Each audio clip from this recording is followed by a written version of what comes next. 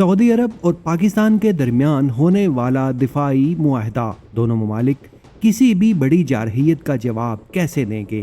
क्या ये इत्तेहाद सिर्फ दो ममालिक तक रहना चाहिए या दीगर इस्लामी दुनिया के ममालिक को भी इसमें शामिल होना चाहिए? दूसरी जानिब अरब ममालिक जो अपने दिफा के लिए बिलियन डॉलर तो खर्च रहे हैं, लेकिन फिर भी अपने दिफा के लिए अमेरिका जैसे ममालिक के मरहून मिन्नत हैं, क्योंकि अरबों ने ना तो खुद की मजबूत फौज बनाई है और ना ही अपना डिफेंस सिस्टम खुद बनाया है कि वो दीगर दुनिया का मुकाबला कर सके।